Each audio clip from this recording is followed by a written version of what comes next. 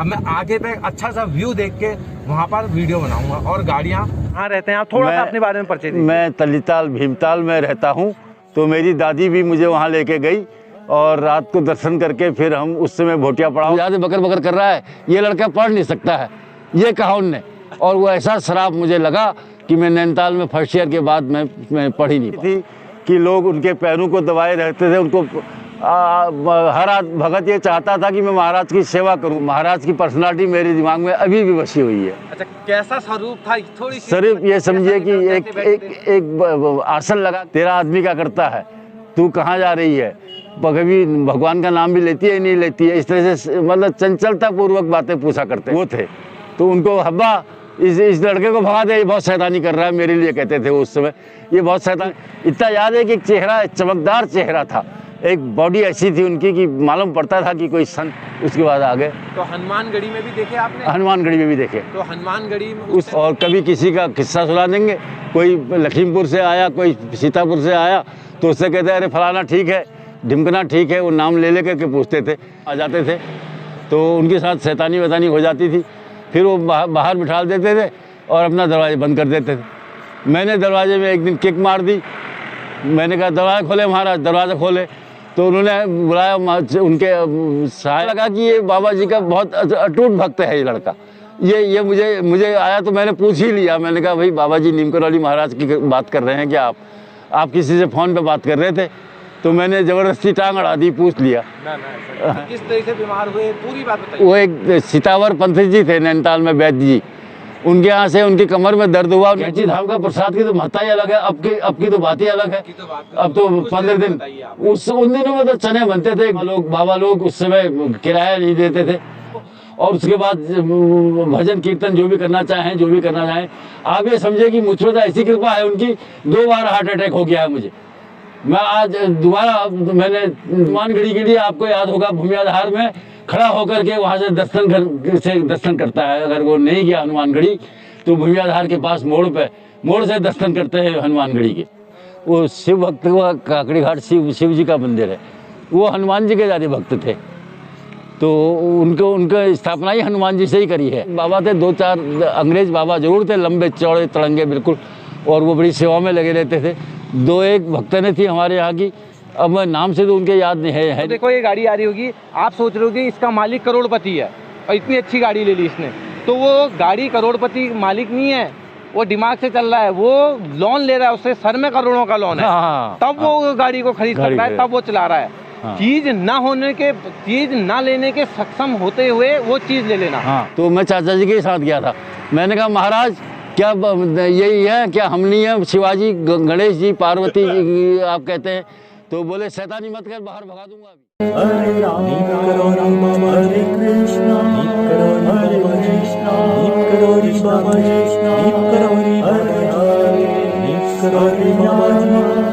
हरे राम। जय जय श्री राम, सबको प्रणाम। हरे राम हरे कृष्णा कृष्णा कृष्णा हरे हरे, हरे राम राम राम हरे हरे, हरे कृष्णा कृष्णा कृष्णा हरे कृष्णा, कृष्णा हरे कृष्णा कृष्णा कृष्णा कृष्णा कृष्णा कृष्णा हरे राम राम हरे राम हरे राम राम। तो दोस्तों दादाजी मिल चुके हैं गाड़ी में, मैं बात कर रहा था। तो अब मैं आज उनसे अभी इंटरव्यू लूँगा। मैं बहुत दिन पहले सोच रहा था कि मैं इन रोडों में कहीं पर कैमरा रख के, थोड़ा पीछे कर लेना, मैं कैमरा रख के मैं वीडियो बनाऊं और ये चलती हुई गाड़ियों का सीन भी आप लोगों को दिखाऊं। तो आज वही मौका मेरे को मिला है। दादाजी गाड़ी में भीमताल से बैठे हुए हैं और भीमताल के बाद ये इन्होंने नीम करौली बाबा जी के साथ दर्शन किए। अब मैं आगे पे अच्छा सा व्यू देख के वहाँ पर वीडियो बनाऊंगा और गाड़ियाँ जा रही हैं, ठीक है। कृष्णा हरे कृष्णा कृष्णा कृष्णा कृष्णा कृष्णा कृष्णा हरे राम राम राम हरे कृष्णा। दोस्तों नमस्कार, मैं विजय वर्मा। मैं हूं अभी ये जगह कौन सी है? बहरा कोयराली। कोयराली जगह है। तो दोस्तों आज सवेरे, कल मैं रात 11 बजे हल्द्वानी से घर पहुंचा था, तो आज सवेरे मेरी हल्द्वानी से मेरे को किसी को लेके आना है और रामगढ़ छोड़ना है, रामगढ़ के बाद फिर हल्द्वानी लेके आना है। तो मैं आ रहा था रास्ते में, तो भीमताल से एक दादाजी मिल चुके हैं, तो एक माताजी का फ़ोन आया था, तो माताजी से और मेरी बातचीत चले थे कि आज की वीडियो हमने देखी, कौन सी आई थी, क्या आई है जानकारी, कैंची धाम करके आज की वीडियो आई है। तो मैंने कैंची धाम की थोड़ी सी जानकारी दी है कि किस तरीके से लोग वहाँ आएँ और किस तरीके से लोग वहाँ देखें। और कुछ लोग आते हैं और सीधे मंदिर में तो कुछ देखा और सीधे आगे क्या देखें वहाँ और कैसे देखें, ये चीज़ मैंने बताई है। बाकी दोस्तों मैं बात कर रहा था तो दादाजी भी मिल चुके और दादाजी ने भी साक्षात नीब करोरी बाबा जी के दर्शन किए हैं। तो दादाजी आपका नाम? मेरा नाम रमेश दत्त जोशी है। अच्छा, कहाँ रहते हैं आप? थोड़ा सा अपने बारे में परिचय दीजिए। मैं तलीताल भीमताल में रहता हूँ। मैं पशुपालन विभाग में ज्येष्ठ कुक्कुट निरीक्षक के पद पर तैनात था। अब सेवानिवृत्त होकर के घर में रहता हूँ। अच्छा, अभी आपकी एज? मेरी एज 75 है। और आपने बाबा जी के साक्षात दर्शन किए हैं। एक बार तो मैं बहुत छोटा था, उस समय मेरी उम्र 12-14 साल की थी। मैं अपनी दादी के साथ टेढ़ी पुलिया हल्द्वानी में श्री प्रेम वल्लभ बल्लुटिया जी के यहाँ रात को गए थे। प्रेम वल्लभ बल्लुटिया जी के उनके भक्त थे और उनके यहाँ वो अक्सर आया करते थे। तो मेरी दादी भी मुझे वहाँ लेके गई और रात को दर्शन करके फिर हम उस समय भोटिया पड़ाव में रहते थे। भोटिया पड़ाव चले गए रात को। उसके बाद सन 63 में मुझे मौका मिला। मेरे चाचा, मेरी चाची महाराज जी की बड़ी अनन्य भक्त थी।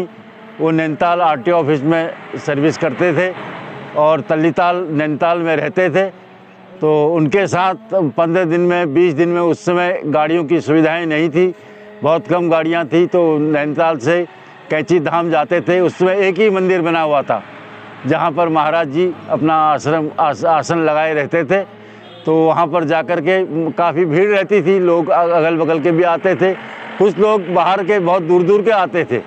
तो महाराज की कृपा ऐसी थी कि लोग उनके पैरों को दबाए रहते थे। उनको हर भगत ये चाहता था कि मैं महाराज की सेवा करूं, पैर दबाऊं। तो वो बीच बीच में उठ करके बाहर निकल जाते थे और बाहर निकल करके सामने जो पहाड़ी थी उस पर बैठ जाते थे। लोग वहाँ जाएंगे तो वो वहाँ से उठ जाते थे। जैसे हनुमान जी का भक्त उनको बताया गया था, उसी तरह से उनमें उनकी वो आदत भी थी। वो थोड़ी देर यहाँ बैठेंगे, थोड़ी देर उठ के चले जाएंगे, फिर आ जाएंगे। तो इसी प्रकार से वहाँ दिन भर हम बैठे रहते थे। शाम को अल्मोड़े से गाड़ी आती थी नैनीताल के लिए, उसमें बैठ करके नैनीताल को आ जाते थे। तो महीने में 2 महीने में ऐसे दर्शन किया करते थे। उसके बाद हम नैनीताल में, मैं जब पढ़ता था तो सिपाही धारे में रहते थे, धारे में हम रहते थे। तो वहाँ से हनुमानगढ़ी महाराज आया जाया करते थे, तो हनुमानगढ़ी भी चले जाया करते थे। और कभी कभी इतवार को, सोमवार को जब कॉलेज से आए टाइम मिला तो दोस्तों के साथ घूमते हुए सिपाही धारे से, उधर नज़दीक पड़ता था चुंगी से, तो हनुमानगढ़ी निकल जाते थे। तो उनसे दर्शन रोज़ तो नहीं हो पाते थे, कभी कभी मुलाकात हो जाती थी। तो बाबा जी के बहुत ज़्यादा, तो उस समय मैं भक्ति के हिसाब से तो मैं नहीं जाता था। सही बात है, मेरी उम्र से बहुत ज़्यादा नहीं थी, 20-21 साल की थी। लेकिन एक प्रेरणा थी मुझे कि मैं महाराज के दर्शन जितने ज़्यादा हो सके कर सकूं। और उसके बाद फिर नीम करौली महाराज जी जब इधर उधर कहीं लोकल में आते थे, बहुत कम आते थे वैसे, जब आ गए तो उनके पास भी चले जाता था। और मैंने चाचा चाची के साथ ही ज़्यादा उनके दर्शन किए। अच्छा, तो आपने दर्शन कहाँ किए थे सर्वप्रथम? सर्वप्रथम टेढ़ी पुलिया में प्रेम वल्लभ बल्लुटिया जी के यहाँ उनका आसन लगा हुआ था, वहाँ रात को बैठे थे। वहाँ भी 10-15 भगत बैठे हुए थे। तो अपनी आमा जी, दादी जिनको हम कहते हैं, उनके साथ मैं गया था। तो बहुत ज़्यादा मुझे याद नहीं है, मैं उस समय 12-14 साल का हूँगा। लेकिन महाराज की पर्सनालिटी मेरे दिमाग में अभी भी बसी हुई है। अच्छा, कैसा स्वरूप था? थोड़ी स्वरूप ये समझिए कि एक आसन लगा के बैठते थे और टेढ़े होकर के लेटे रहते थे। उनकी एक मोटी तकिया उनको एक चाहिए थी बगल में, और भगत उनके पैर दबाते रहते थे ज़्यादातर। और वो लेडीज जो आती थी वहाँ पर, तो उनसे इंटरव्यू लेते रहते थे। तू क्या कर रही है, तेरा आदमी क्या करता है, तू कहाँ जा रही है, कभी भगवान का नाम भी लेती है नहीं लेती है, इस तरह से मतलब चंचलता पूर्वक बातें पूछा करते थे, जिसका उत्तर लोग हंस के देते थे और बड़ा अच्छा वो माहौल वहाँ पर रहता था। उसके बाद मैं 63 के बाद कैंची में 63 और 64 2 साल मुझे और मौका मिला। उसके बाद एक बार मैं मेरे ख्याल से 70 के आसपास कभी गया हूँगा वहाँ कैंची धाम। तो कैंची धाम में जा कर के उनके फिर दर्शन हुए और उसके बाद फिर उनके मृत्यु के समय में तो मैं नहीं जा पाया, देहावसान जब हुआ उनका। तो लेकिन कई बार मौका मिला कि मैं महाराज के दर्शन कर पाया। और उनके एक भगत थे जिनसे वो हब्बा कहते थे, हब्बा हब्बा यहाँ पानी ले आ। तो वो कोई साधु ही थे, वो भी चेले जिनको कहा जा सकता है वो थे। तो उनको हब्बा इस लड़के को भगा दे, ये बहुत शैतानी कर रहा है, मेरे लिए कहते थे वो उस समय, ये बहुत शैतानी कर रहा है, बहुत बकबक कर रहा है, इसको बाहर कर दे। तो इस तरह से गुस्सा भी आ जाता था उनको एकदम से और थोड़ी देर में कहेंगे अबे नाराज़ तो नहीं हो गया यार तू, ये इस तरह की बातें किया करते थे। बड़ा अच्छा सौभाग्य रहा। अब तो हम बूढ़े हो गए हैं, ये बात मतलब 15-18 साल से पहले की है, उस समय हम बच्चे थे। अच्छा, तो नीम करौरी बाबा जी जब पहली बार आपको मिले, हाँ, तो आपसे क्या वार्ता हुई? बस मुझसे कुछ नहीं, कितने में पढ़ता है पूछा उनने। मैंने कहा मैं 3 में पढ़ता हूँ। अरे तू तो अभी से बाबा बन जाता है क्या तू, ये कहने लगे, मजाक सी करने लगे। मैंने कहा नहीं, मैं आमा के साथ आ गया, अपनी आमा के साथ आ गया, तो आमा के साथ लाठी पकड़ के आया हूँ। तो इस तरह की बातें होती रही उनसे। अच्छा, तो उस टाइम में आपको कैसा लगता था कि कौन है, क्या है, कैसे हैं? अब बहुत ज़्यादा अनुभव तो मुझे नहीं है, लेकिन इतना याद है कि एक चेहरा, चमकदार चेहरा था, एक बॉडी ऐसी थी उनकी कि मालूम पड़ता था कि कोई संत हैं। ये ऐसा लगता था कि कोई विद्वान संत हैं। और बहुत ज़्यादा बोलते नहीं थे, वो बोलते बहुत ज़्यादा नहीं थे। और मतलब ये है तो कंबल को अपने ऊपर करते रहेंगे, इधर घूमते रहेंगे, उधर को घूमते रहेंगे, मतलब एक जगह आसन लगा के नहीं बैठते, थोड़ा सा इधर हो जाएंगे, उधर हो जाएंगे, मतलब इस तरह की बातें वहाँ पर होती रहती। और उनके भगत लोग जो है उनसे काफ़ी बातें पूछते थे। अब हमें तो इतना अंदाज था नहीं, हम बच्चे ही थे। तो अभी नीम करौरी बाबा जी को आप जानते हैं, अभी क्या लगता है आपको, अभी क्या समझते हैं? उस टाइम में तो आप समझते थे कि क्या है, हाँ, अभी मैं उनकी बहुत ज़्यादा श्रद्धा मेरे हृदय में है उनकी। मैं ये महसूस करता हूँ कि मैंने गलती करी, मुझे उनके साथ और उनके बाद भी मुझे उनके पास जाना चाहिए था। वो गलतियाँ मुझे अभी भी दुख देती हैं। अच्छा, दुख देती हैं। हाँ। तो आप अगर उस टाइम में अगर जानते, अगर इतने वो होते तो क्या करते? तो महाराज की सेवा जरूर करता मैं, महाराज के पास जरूर जाता और उनका मतलब एक लोकल में ये प्रचार करता। अब तो खैर प्रचार बहुत ज़्यादा हो गया। प्रचार शब्द ना बोलकर आप भक्ति बोले। भक्ति, हाँ, भक्ति करता उनके साथ बैठ करके। मुझे वो हरदत्त बाबा जी और 1-2 अंग्रेज भी थे वहाँ, रामदास जी, दादा मुखर्जी देखे हैं? दादा मुखर्जी बंगाली थे एक, हाँ, देखे हैं। तो दादा मुखर्जी के साथ कुछ वार्ता? नहीं, मेरी वार्ता किसी से नहीं हुई। अच्छा, हाँ। और बाबा जी के साथ जुड़े और किसी सिद्धि माँ, गोविंदी माँ? हाँ, एक माता जी थी, मैं नाम से उनके परिचित नहीं हूँ, मुझे ध्यान नहीं है इतना, क्योंकि मेरा तो 1-8 घंटे का प्रोग्राम रहा। वहाँ चले गए चाचा जी के साथ, तो 1-8 घंटे वहाँ रहे, उसके बाद आ गए। तो हनुमानगढ़ी में भी देखे आपने? हनुमानगढ़ी में भी देखे। तो हनुमानगढ़ी में उस समय हनुमानगढ़ी में बहुत कम मंदिर थे, 2-3 मंदिर थे। और ऐसा लगता था कि वहाँ बाहर बाबा जी बैठ जाते थे, बाहर से आसन लगा करके, और वहाँ से नैनीताल की तरफ देखे रहते थे, उधर जोलीकोट की तरफ को, उधर को देखते रहते थे सब। देखो कितना बढ़िया है ये, हनुमान जी अपने आप घूमते रहते हैं, सब चारों तरफ हनुमान ही हनुमान है कहते रहते। बंदर काफ़ी रहते थे उस समय। अच्छा, उस टाइम क्या वो हनुमानगढ़ी था कैसा? हनुमानगढ़ी जो एक देहात टाइप का था, उसमें कुछ था नहीं ज़्यादा। 1-2 आश्रम के कमरे बने हुए थे, एक उनका मंदिर बना हुआ था, छोटा मंदिर था, उससे बहुत बड़ा नहीं था, वो बाद में बड़ा मंदिर बना। और वो नैनीताल के लोग वहाँ पर जाते रहते थे और बाहर से लोग आते थे। उन दिनों गाड़ियों की व्यवस्था ही ज़्यादा नहीं थी, अपनी गाड़ियाँ बहुत कम लोगों के पास थी, तो लोग आते थे नैनीताल तक, बस में आए, वहाँ से फिर हनुमानगढ़ी को आ गए पैदल। अच्छा, तो हनुमानगढ़ी में बाबा जी मिले, बाबा जी क्या बोले, क्या उस दिन की वार्ता? हाँ, वार्ता का ये है कि वो काफ़ी लोग बैठते थे। अब हम तो बच्चे थे उस समय, बहुत ज़्यादा, मेरी उम्र उस समय होगी करीब 17 साल की होगी। तो क्या हुआ करता था, बहुत से लोग बैठते थे? हाँ, बैठते थे, उनसे वैसे ही वो दुख सुख की बातें पूछते रहते थे। और कभी किसी का किस्सा सुना देंगे, कोई लखीमपुर से आया, कोई सीतापुर से आया, तो उससे कहते अरे फलाना ठीक है, ढिमकना ठीक है, वो नाम ले करके पूछते थे। तो इसका मतलब उनके भगत बाहर बहुत जाते थे, यहाँ तो लोकल में तो बहुत कम थे, नैनीताल, हल्द्वानी, भीमताल के बहुत कम थे। मैं भी भगत टाइप का मत समझिए आप मुझे, मैं अपनी अम्मा के साथ जाता था या चाचा के साथ जाता था, तो वो यही एक 18-20 साल तक मैं गया हूँगा। उसके बाद मैंने 24-25 साल में एक बार फिर गया था। मेरे ख्याल से जहाँ तक मुझे याद है 73 या 76 में महाराज का महाप्रयाण हो गया था।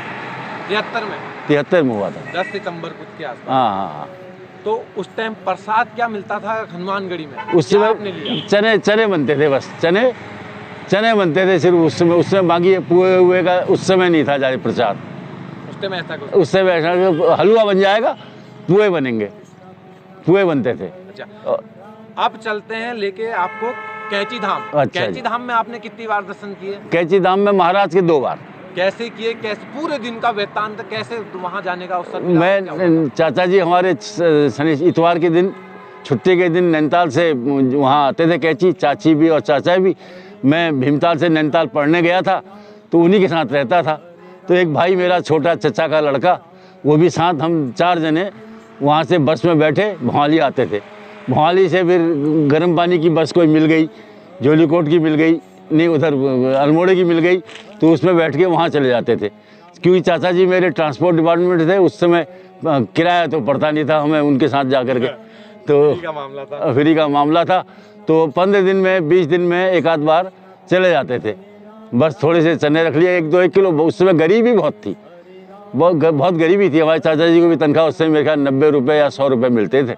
अच्छा, हाँ। तो वार्ता क्या हुई कैंची धाम में बाबा जी के साथ? आपकी कहाँ पर बैठी थी? नहीं, मेरी वार्ता तो नहीं हुई, मेरे तक तो नंबर ही नहीं आता था। वहाँ इतनी भीड़ रहती थी कि मुझसे बात नहीं। अरे जब बाहर बैठ, बच्चे बाहर जाओ, शैतानी मत करो। यहाँ 2-4 बच्चे और लोकल के वहाँ आ जाते थे, तो उनके साथ शैतानी वैतानी हो जाती थी।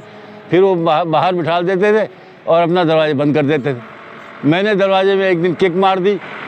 मैंने कहा दरवाज़ा खोले महाराज, दरवाज़ा खोले। तो उन्होंने बुलाया, उनके सहायक थे भगत हब्बा उनसे कहते थे, उनका नाम हरदत्त था मेरे ख्याल से, जहाँ तक मेरा ख्याल है उनका नाम हरदत्त था। हाँ, हब्बा उनसे कहते थे, हब्बा इस लड़के को बाहर निकालो, ये यहाँ भगा दो इसको। तो मैं वहाँ से बाहर आके रोड पे बैठ गया।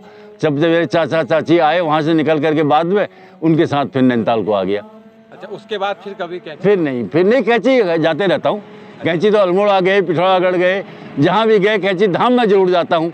मेरा परिवार पूरा जब भी गए हम, अब तो भगवान की दया से हमारे पास गाड़ियाँ हैं, भाइयों के पास गाड़ियाँ हैं, अपनी गाड़ियों से जाते हैं और सब ठीक ही है, दर्शन हो जाते हैं। और आज बाबा जी की ही गाड़ी से आप? बाबा जी की ही गाड़ी से आया और मुझे तुम्हारी बातें इतनी पसंद आई, मैंने अंदाज लगा लिया कि ये महाराज के भक्त हैं। नहीं तो बाबा तो हजारों हैं।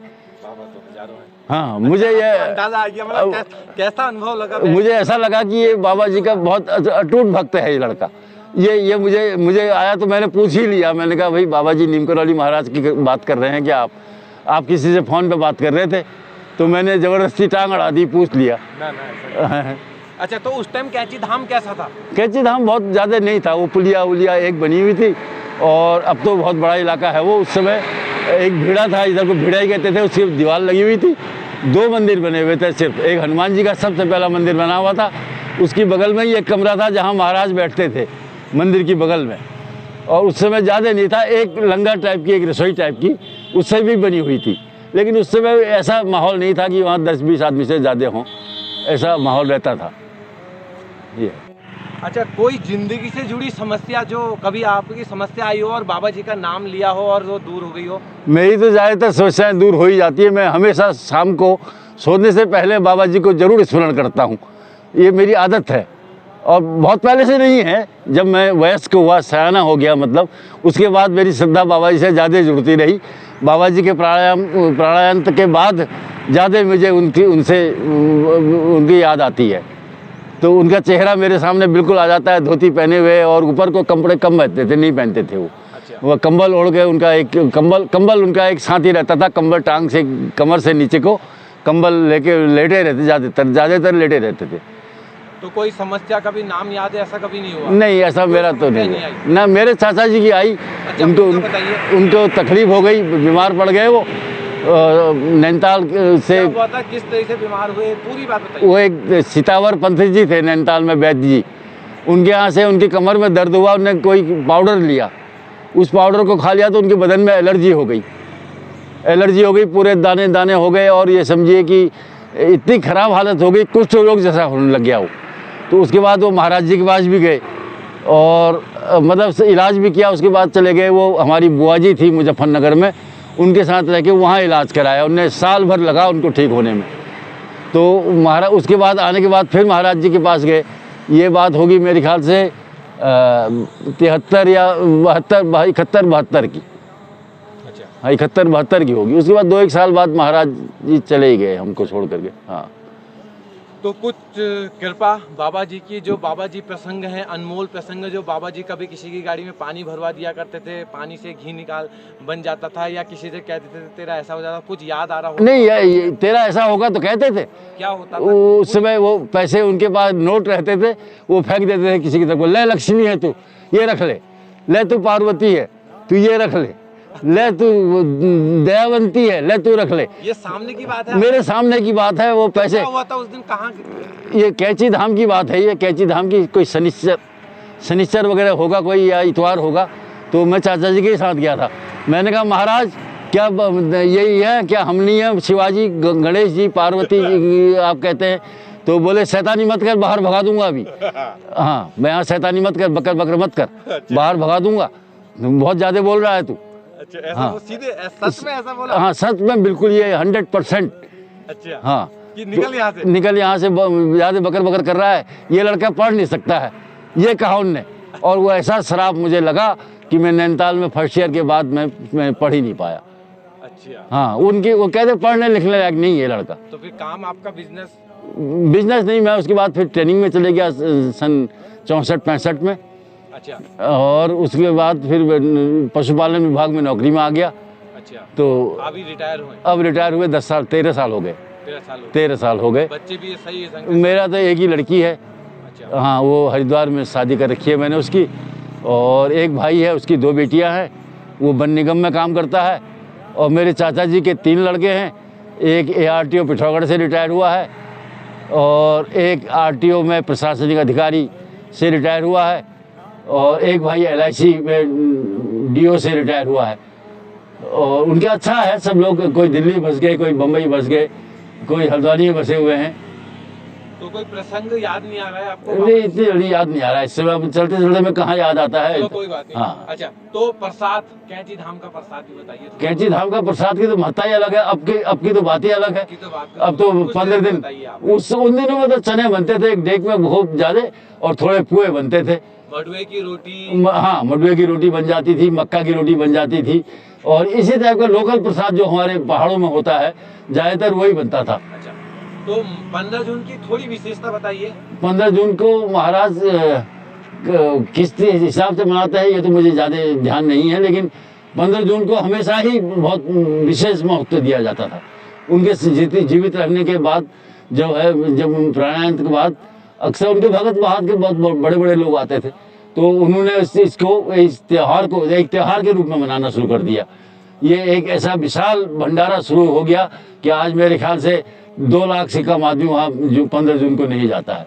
और ये ज़्यादातर ऐसा रहता है कि उस दिन बारिश हो जाती है, और बारिश में भीगते हुए बाइकों से चलते हैं लोग, है कारों से चल रहे हैं, पैदल चल रहे हैं, मोहाली से जाम लग जाता है, मोहाली से पैदल जा रहे हैं, उधर अल्मोड़े से आने वाले ऊपर से चौड़िया वड़िया से उधर से आते हैं, वो सब जाम लग जाता है, चलना मुश्किल होता है। रामगढ़ के रास्ते आओ, हल्द्वानी को आओ, तो ये परेशानियाँ तो हो ही जाती हैं, लेकिन बाबा जी पे अटूट श्रद्धा है लोगों की, तो वो चलता ही है। अच्छा, थोड़ी बाबा जी के बारे में कि कहाँ से आए थे, क्या आए थे, जितना पता हो। नहीं, मुझे तो ये मालूम है कि वो लखीमपुर साइड के या पीलीभीत साइड के कहीं इस साइड के रहने वाले थे, जहाँ तक मैंने सुना है। वही उनने एक कोई ट्रेन में बैठे थे, बाबा लोग उस समय किराया नहीं देते थे, वो गाड़ी ट्रेन में बैठे हुए थे, ऐसा सुना है मैंने वहाँ। अच्छा, हाँ, तो किराया नहीं देते, बाबा लोग बैठ जाते थे, अभी बैठते ही हैं। अच्छा, तो महाराज बैठ गए, कोई स्टेशन है वो नीम करौली के नाम से स्टेशन बना हुआ है रेलवे में, तो वहाँ महाराज बैठे हुए थे। वो आया टीटी, उनने कहा बाहर टिकट ला, उन्हें टिकट दिखाया नहीं कुछ, तो उनका बाहर कर दिया।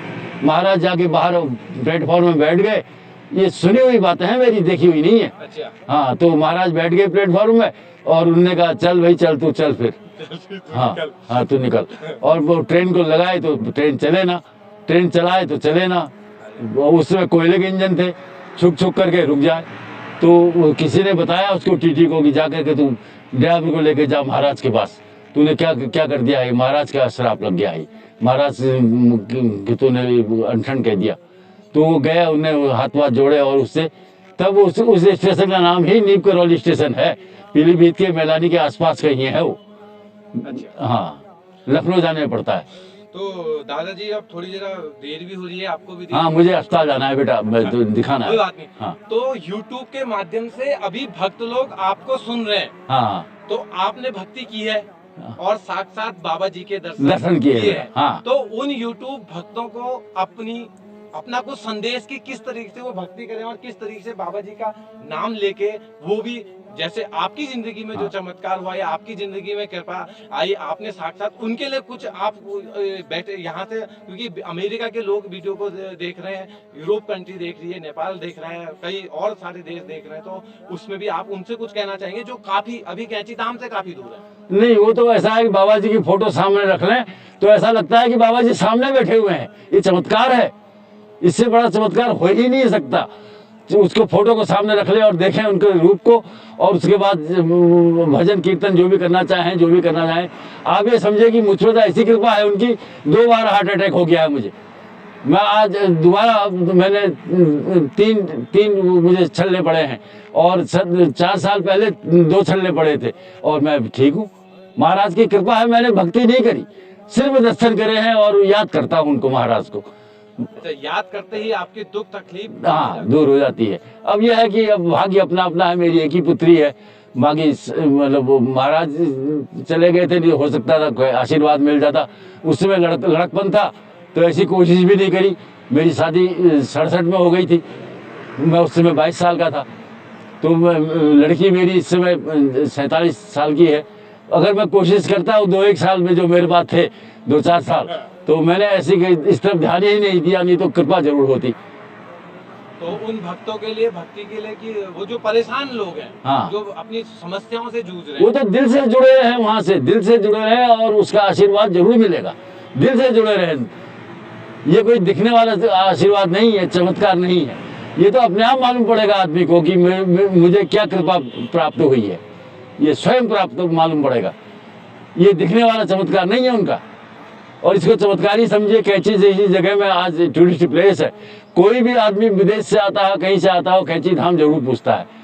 और हनुमानगढ़ी के लिए आपको याद होगा, भूमियाधार में खड़ा होकर के वहाँ से दर्शन करता है। अगर वो नहीं गया हनुमानगढ़ी तो भूमियाधार के पास मोड़ से दर्शन करते हैं हनुमानगढ़ी के। आपको शायद ये पता होगा। मुझे नहीं पता। हाँ, वो पहली बार ही सुन रहा हूं। हाँ, तो सनसेट कहते हैं उसको, वैसे वो सनसेट कहते हैं। लेकिन हनुमान जी के दर्शन बिल्कुल वहाँ से, बाबा जी के दर्शन जरूर वहाँ से हो जाते हैं। मंदिर दिख जाता है उस मोड़ से। और अक्सर ये हमारे जो लोकल टैक्सी वाले हैं, गाड़ी वाले हैं, वो ये व्यवस्था करते हैं, वहाँ पर दर्शन घर ही टाइप का बना दिया है वो। अच्छा, तो दादाजी कांकड़ी घाट के बारे में कुछ? काकड़ी घाट में तो बहुत कम जाया करते थे, जाते थे वो कभी कभी जाते थे।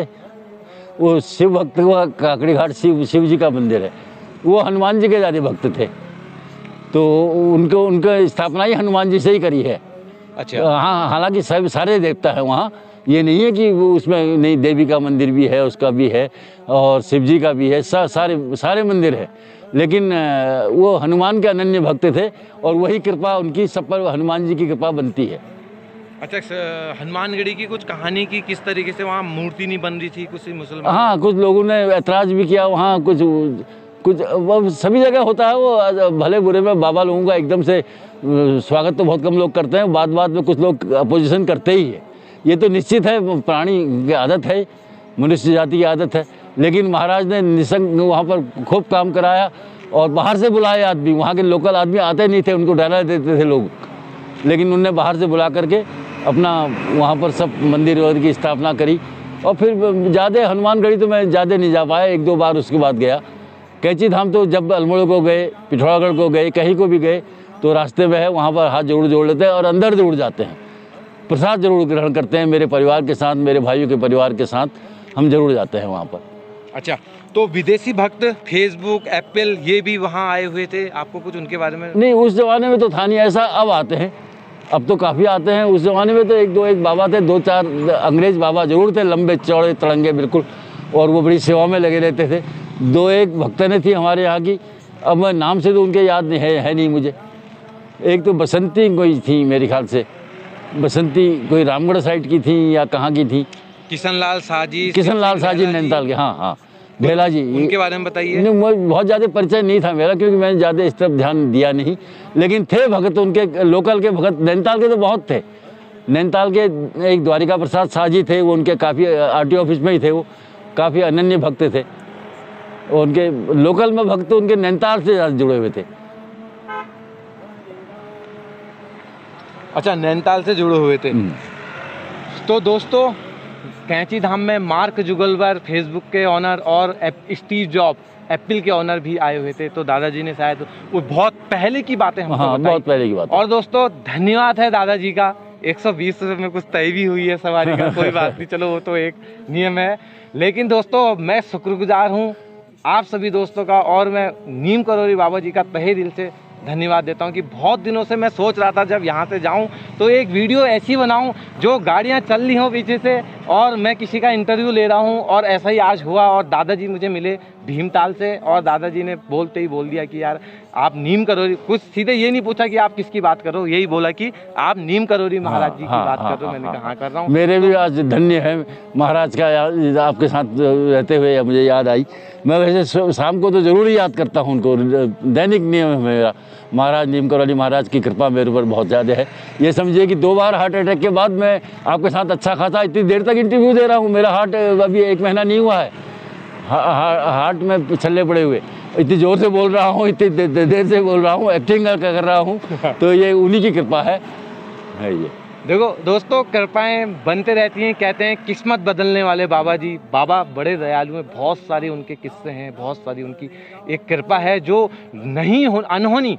कोई ऐसा नहीं कि तुम्हारे मेरे जेब में 100 रुपये, मैंने किसी को 100 रुपये दिए, उसने खाना खा लिया, उसका ये बन गया, ऐसी कोई कृपा नहीं।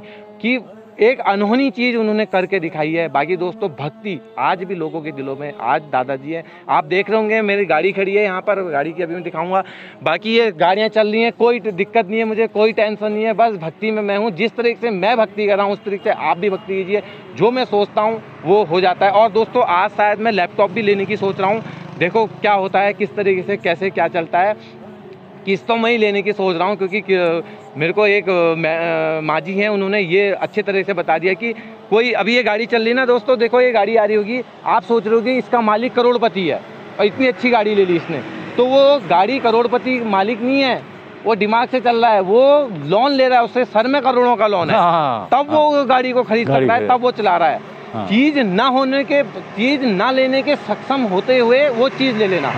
एक आटे की बोरी है ना, एक मजदूर उस आटे की बोरी को उठाता है लेकिन वो खरीद कभी नहीं सकता, और जो उस आटे की बोरी को खरीदता है ना, वो उस 50 किलो की बोरी को कभी उठा नहीं सकता, क्योंकि वो मोटा तगड़ा होता है। तो कुछ चीजें ऐसी बनाई हैं भगवान ने कि कुछ चीजें हो जाएं और कुछ चीजें नहीं होती हैं। कुछ चीजें हर किसी, जैसे नदी है, कितना कम पानी रहता है और कितनी आवाज करती है, छल छल छल छल। समुद्र में कितना पानी होता है और आवाज कुछ नहीं करता। समुद्र को गहराई दे दी है।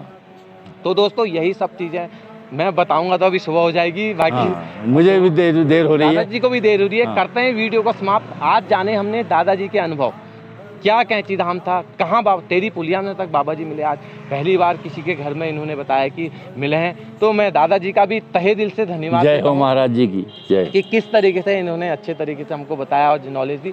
कब मैं नंबर ले लूँगा इनका, आपकी उनने भी देखे हैं दादी ने?